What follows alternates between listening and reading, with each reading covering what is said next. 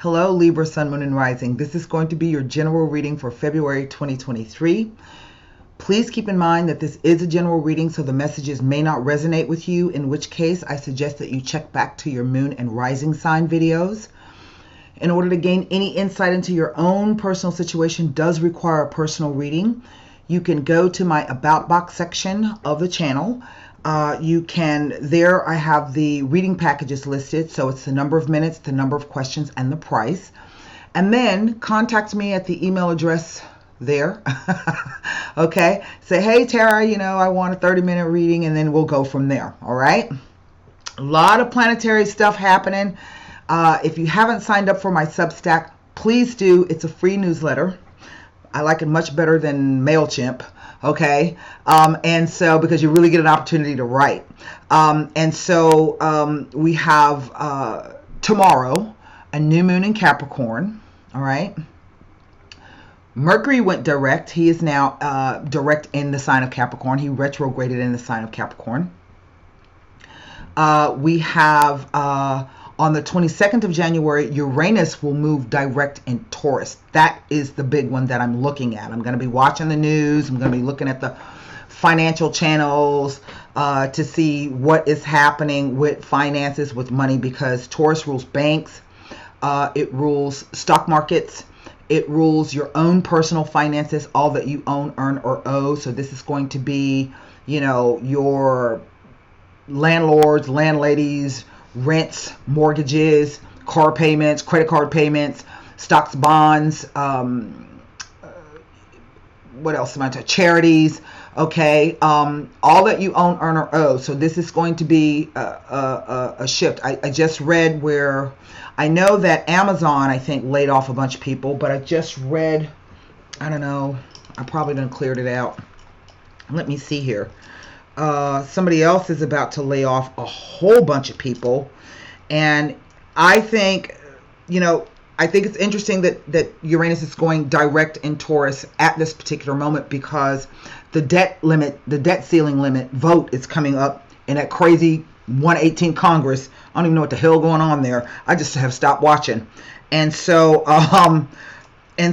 if that fails, and I predicted over on Twitter and on Mastodon that vote is not going to go through, simply because they can do it, okay, that they can hold it up and not vote for it, and that's going to happen. And so what we're going to be looking at is stuff screeching to a halt.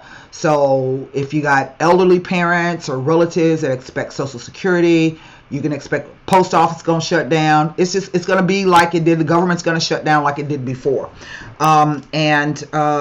That could also mean that our credit card interest rates can go up. Mortgage interest rates can go up, particularly if you have a variable rate. Luckily, I got mine locked in at 2.25%. And can't nobody beat it or match it. So I get lots of offers, but I'm like, nope.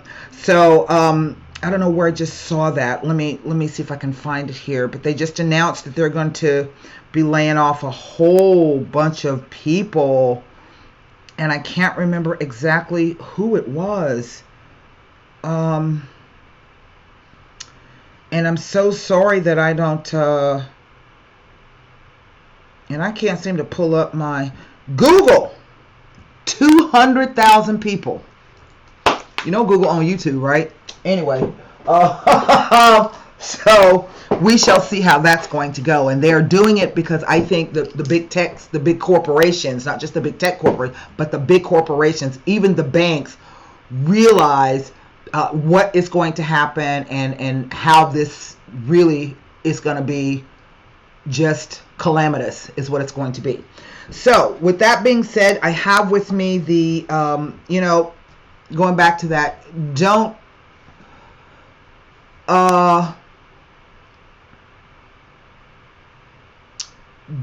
be frightened. Okay, so I'm not telling you that information to frighten you. I'm just kind of giving you a heads up to what's coming. And you can only do what you can do, right? And you'll have to know where Taurus falls on your chart. And because wherever Taurus falls, whatever house that falls in, is the sign where you might see some upheaval. But nevertheless, Taurus rules money, personal monies, values, and value systems. Okay, so just a heads up. So I have with me the Radiant White deck. I have with me both the Levita Sibila and the Fiend DC Clay. I've only had to use these twice thus far, going through the readings. And then you're going to get an opportunity to wrap up a reading with the Angel Answer cards and also the Golden Nostradamus, unless the story's different and I got to pull a different oracle card. So I've already done some meditation and shuffling on your sign and glyph. We're going to do a bit more and then we're going to lay the cards, okay? So one more shuffle and one more rifle.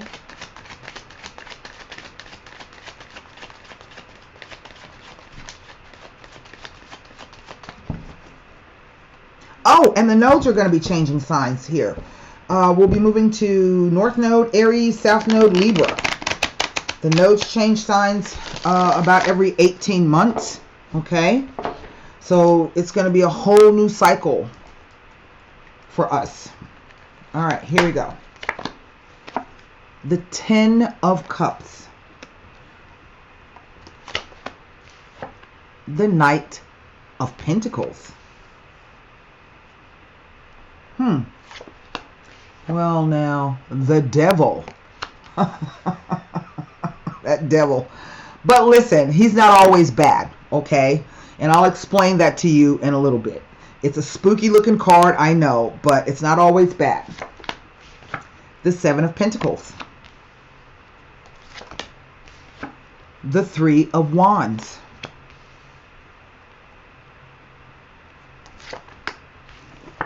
The King of Cups. The 8 of Swords. There you see it.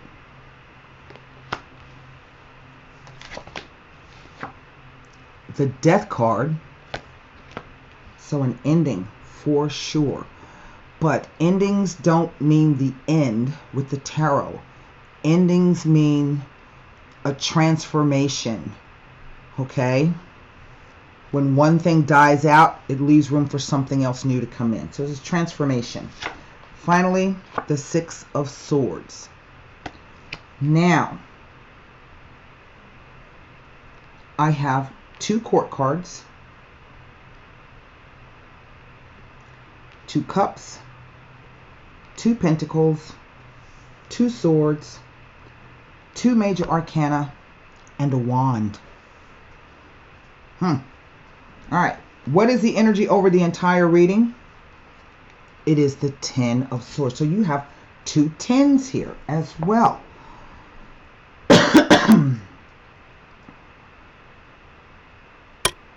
A 3, 6, 7, 8, 10, 11, 2 13s. I'm sorry, 3 13s. Okay, so right in the center we have the 3 of Wands, and everything else that's happening around this 3 of Wands. Now, here's the way I like to explain the 3 of Wands, okay? And if you're new to my channel and my style of reading, welcome. If you've been with me, you're watching this and you've been with me since the beginning, from 2015, I want to thank you for sticking around, okay? So the easiest way that I can explain to you the 3 of Wands is this. First of all, Wands represent your focus, your determination, your desire, your passions, all right? Traditionally is associated with work and career, but for me, it's just what gets you out of bed every day. You know, what does it take for you to get up and do whatever it is you got to do? So before this was a 3 of Wands, it was a 2 of Wands, and the 2 of Wands implies the idea of making some kind of choice or decision. Okay, that's what 2s are about: choices, decisions, oppositions, mutually exclusive beliefs, a crossroads. Okay. So now it's a 3. So this lets me know that someone has made a decision to move forward with something. Now, the way I like to explain this, because it is a card for me always of some sort of negotiations, of some type of venture or endeavor, which you have a desire to do and you've decided that you're going to do it. So there, this figure is standing on a bluff above, let's say it's a bay or a port, okay? And as you can see, there are little ships out there. But what we don't know about this figure is whether or not this person is setting the ships to sail, in which case they're going to have to wait until the ships arrive at the destination and then return and see whatever news is there. Or the individual is waiting for those ships to dock so they can find out exactly what's going. They've already decided, that's what I'm going to do. They did it, and now they're waiting to hear back on what, were we attacked by pirates? What happened? So for me, this card is the idea of deciding to strike out on a new venture. There's also some kind of news or information coming in with this card as well. I'm just not sure exactly what the card is about. So past, present card, what the story is about. Past, present, future, interplay of the cards. We come to the Ten of Cups. The Ten of Cups is a very positive, lucky card in this particular deck. It is a 10, and 10s are changing numbers. The next in line after the 10 would be the Ace of Cups. So 10s represent changing energies. So it talks about a focus on family. It talks about happiness. It talks about getting together. It talks about vacations and trips. It talks about happy times, everybody having what they want, life being just the way that you want it to be, which is a good thing. But it oftentimes will caution people about this particular card. And the reason why I caution people is those cups are in a rainbow. That's the promise of happiness. The rainbow is an illusion. They're simply light rays reflected back through, through the air or whatever. Water vapor. Okay. So sometimes this card can be an indication that you might need to maybe adjust your expectations for what real happiness is. Because real happiness is not always the married couple with the 2 kids in the house and the verdant green land and the water running through it, right? All right. Then we see the Knight of Pentacles. The slowest knight in the deck. He always brings good news. Story has it that whenever he shows up, you should offer him refreshments because he is bringing you good news. So this could be the idea that whatever endeavor or thing that you wanted to do, you're now going to be able to move forward, albeit slowly. It took a long time for that news to arrive, okay? Because as you can see, the horse is huge and lumbering and it's just kind of standing still, unlike the horse that Death is on, who is trotting through and in movement, okay? So the Knight of Pentacles can be this idea that maybe someone is about to go off to college, or maybe you just got some kind of news related to your family that is good news. All right. I do see here in the near to distant past, yesterday to last year, that there was something, an offer put to you, something that came up and you weren't quite sure about it. So the 7s are always a moment of questioning oneself, of trying to determine what it is that I need to do now and figure that out before I step forward with something else. So I've seen the card show up when it says that, maybe you've been working and you ain't seeing no reward, no finances, no nothing. But that pentacle here at his feet is the same pentacle that's being offered by this particular knight. Okay. Whatever this relates to, and it's not just about finances, the coins are also about the doing of something. In order for this guy to have that bush with all that money on it, he had to cultivate that, right? So he had to get out and hoe and weed and water and, okay.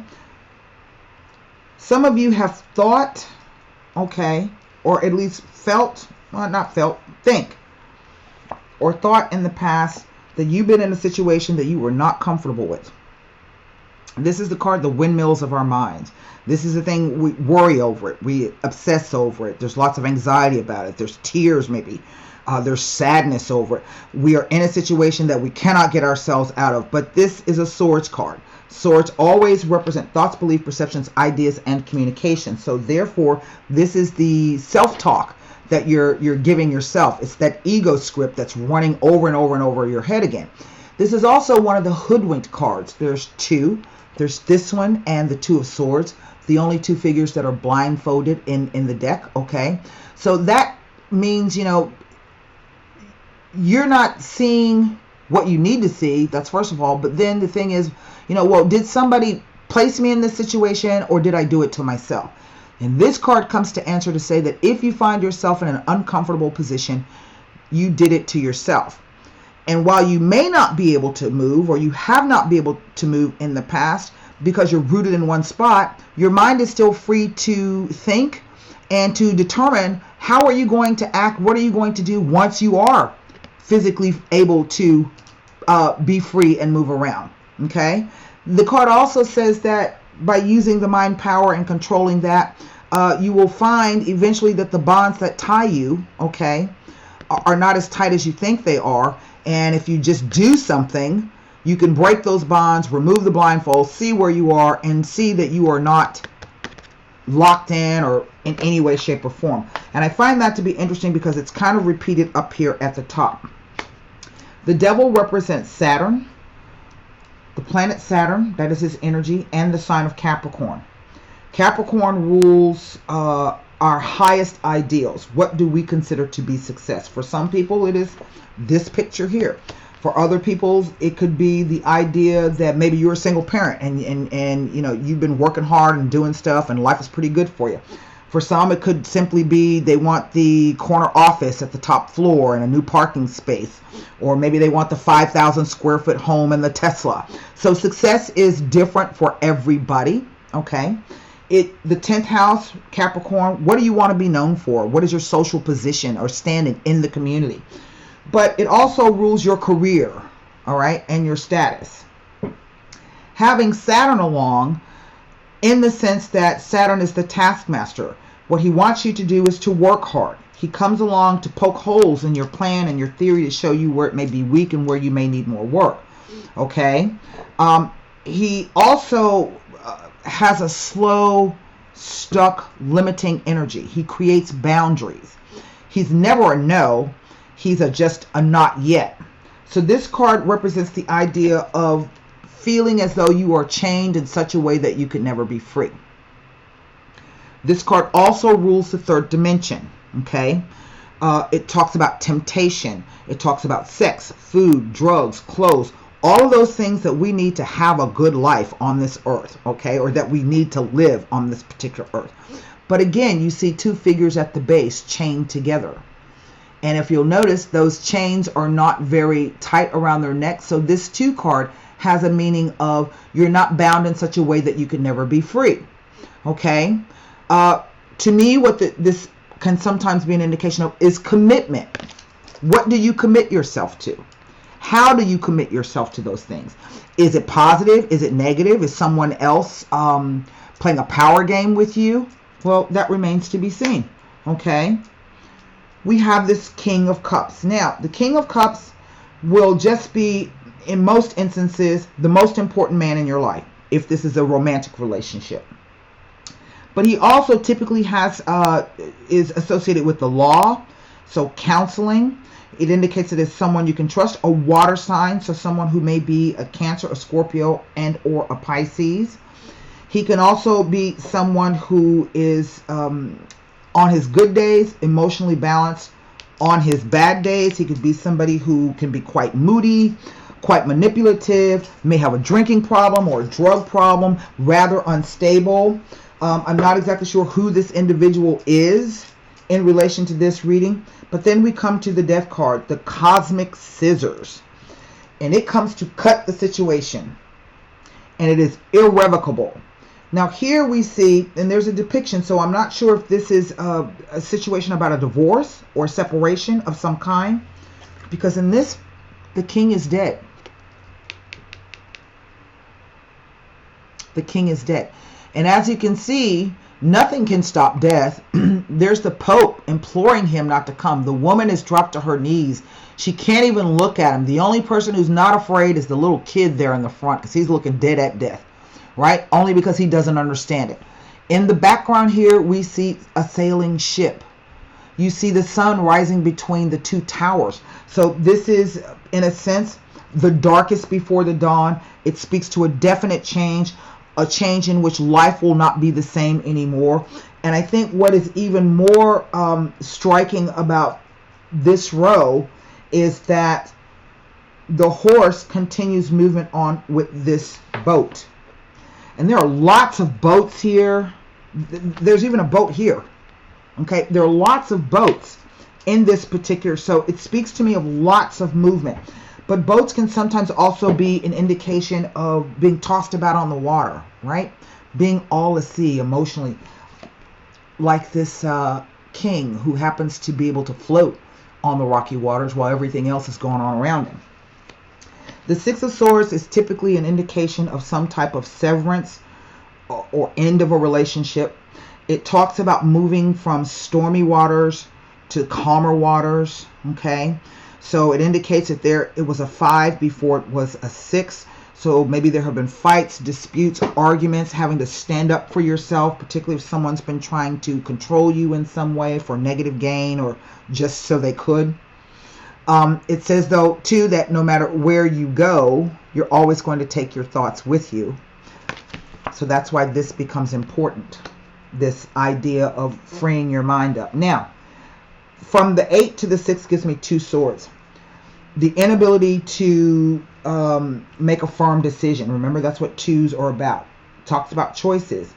Not being able to clearly see the other blindfold, what it is that you need to do or what choice that you need to make. But the 2 of Swords also is a card that says trust whatever your intuition is telling you. Even though you may not be able to move or you may not be able to see far ahead, it tells you to trust what your intuition is telling you. Now, the entire energy of the card of the reading is the 10 of Swords. So if I'm looking at 2 10s speak about a financial change or a career change or a financial change for the better. But 2 10s also can speak to the end of a relationship or phase in a relationship, and in a way that's kind of implied here. Okay? Even down here. I think what I find to be most, again, interesting is that the 3 cards of actual movement that we can see are all faced towards the future. So this tells me this may be an upcoming situation. Back to the 10 of Swords. This is the card of overkill. That's what I call it, right? It don't take but 1 sword to stab somebody in the back, but here we have 10. So this card often comes with a sense of betrayal attached to it, as does this one, okay? As does this one, all right? So again, it's thoughts, beliefs, perceptions, ideas, and communications. Maybe somebody said something that was like the twist of the knife. They stabbed you in the back. You felt like the rug's been pulled out from under you. Maybe they ambushed you. You wasn't expecting it. Okay. But even still, this is a darkest before the dawn. You can see the light there on the horizon. Okay. And it also speaks about travel over water, around water, by water, near water. Okay. But it's a 10. And it tells me that the crisis point has been reached. The next card in the series would be the Ace of Swords. Remember, we're talking about that changing energy. So I'm not going to turn these. I can't read these 2 cards. So what does that leave me? It leaves me the 10, the 7, the 3, the 8, and the 6 as they relate to the Devil and the Death card. And then we'll take a look to see what influences the 10 of Swords may also come in play. Again, from the 10 to the 8 is 2 swords. 8 to 6 is 2 swords. The 10 to the 6 is 4 swords. So this tells me that after this situation, there's going to be a need for you to take a rest or take a break. Okay? You should.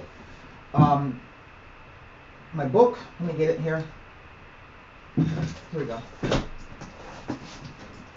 There's definitely some kind of ending here. Be this a romantic relationship, a familial situation, or even a business thing. Okay? We will start with the 10 of Cups. We're going to go as they fell. Oh, wait, that's way in the back. The 10 of Cups. With another 10 card. Indicates that a huge change is imminent. The number of 10s will tell you how radical the change will be. And if there are multiples, which doesn't make any sense, it indicates how the change will come about. Well, it's a 2. There's 2 10s here. And so that, again, speaks to some type of partnership, okay, in some way. Tells me nothing else. 7 of Pentacles.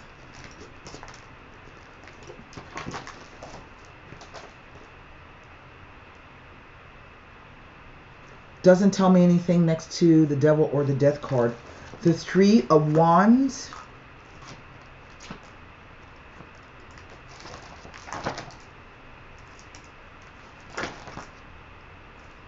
Nothing. The cards are going to make me work.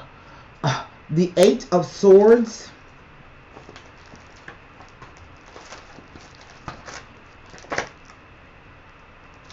Nothing. And then the Six of Swords.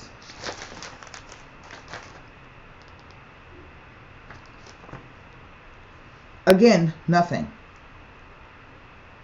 So, here's what we're going to do. I want to take a look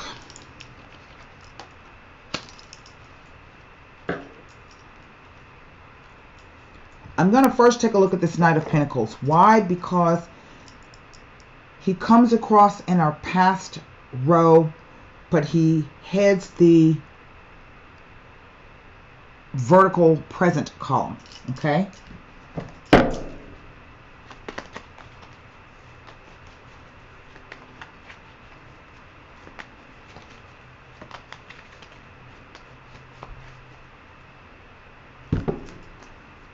Let's see here.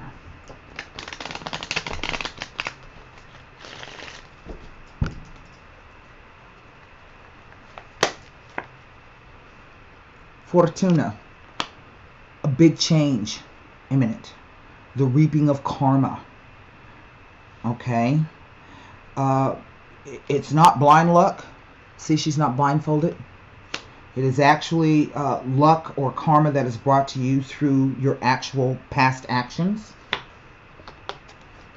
The Allegrezza, this is the Allegria.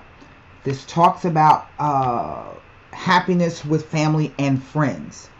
It indicates any place where people are drawn together to be merry. So bars, pubs, restaurants, so they can drink. There's also a card that says that, interpretation that says, if you meet somebody new at one of these events, that they could end up being a fair weather person. If you don't know them well or know them at all, you know, keep an eye out on any, you know, type of coming together as business propositions or coupling up, because they may be a fair weather friend. All right.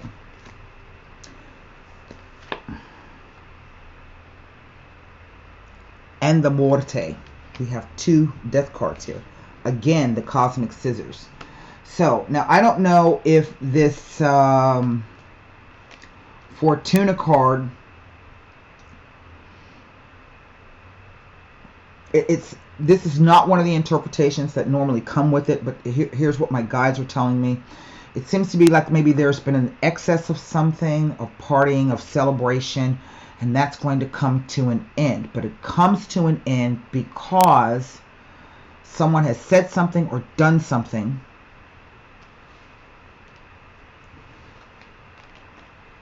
which can't be taken back. The Rubicon has been crossed. This could literally be saying that your associations with these people are going to be coming to an end. Okay?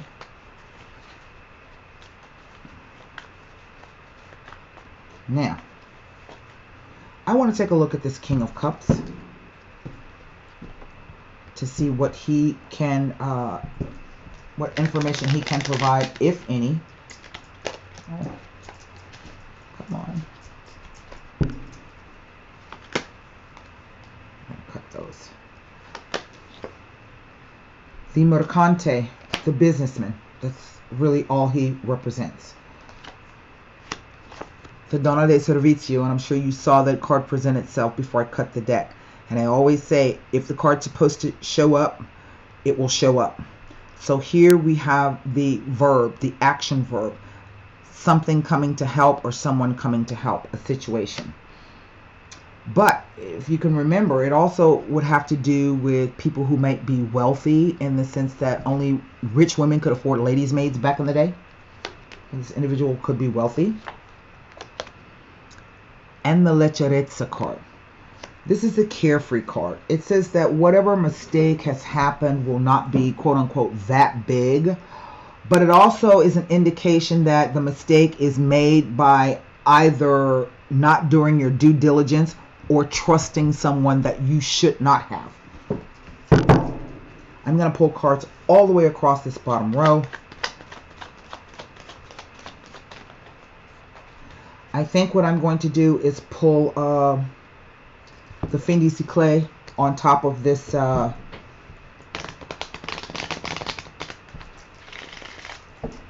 King of Cups here. Here we go.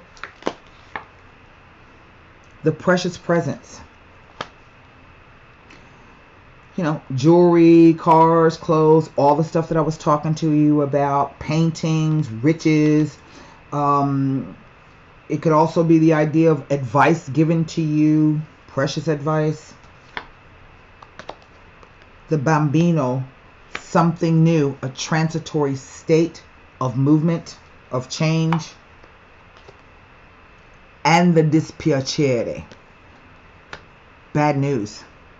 Now, this card, the dispiacere, does not tell me what the nature of that bad news is. It only says to me that, remember I said it's going to be an Ace of Swords. This is the Ace of Spades. So this says that some news will be coming, will be arriving. Okay. And it is the reaction, the woman's reaction to the news, the open letter, the fact that she's crying. So whatever this news is, it's going to be painful and bite to the quick. That's all the card tells me. It doesn't tell me what the nature of it is. Okay. Let me pull the fin de siècle on top of this. Definitely a huge major change. It may be a major change that affects all aspects of your life, from work to family, you know, all aspects. It's a huge change. There he is, like I said, the wealthy man. I mean, you see him right there. Despair. So something happens with this guy. Here in the corner there's a sign that says not hiring. So this is the idea of someone who maybe feels that they've lost everything. The only friend that they have left is the poor little dog. Okay, so this is someone who's really going through the throes of something difficult. And the child. Another bambino card. And it says that whatever this thing is, it will bring about new conditions. And right now, the individual may be in a vulnerable state, mental state perhaps. And that it's definitely some new transitory condition that is coming up. Okay. Now, even though I'm reading for Libra, you could be a Libra female and this could be you. Maybe you own your own counseling business, or maybe you own your paralegal, or maybe you're a lawyer of some kind, okay? Or you just listen to people every day tell you their problems. But there you see it. Okay? So, let's formulate a question for the angel answer. Oh, well, dang it. And the card that I hate the most in this deck, get more information. It don't tell me nothing else. Okay? That's it. Just get more information. That's all it says. So let's formulate, and I can't give you any more information. So, you know, that requires a personal reading. Formulate your question for the Golden Nostradamus. Oh, isn't that crazy? So we've had 2 repeater death cards and 2 repeater bambino cards come out. And there you have it. All right.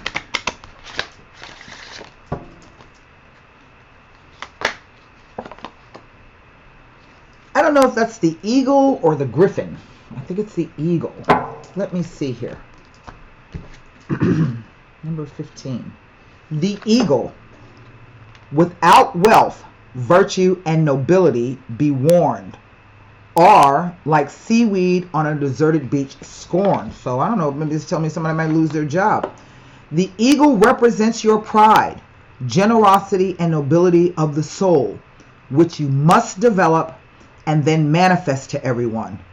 Be noble or seek this virtue in yourself. And I was going to say, this card sometimes has a blue-blooded connotation to it. Somebody who thinks they're blue blood, or may come from a blue blood family, or live like they blue blood. Okay, so there you have it. That's what I have for you. You know, and nobility is not necessarily through bloodlines or money.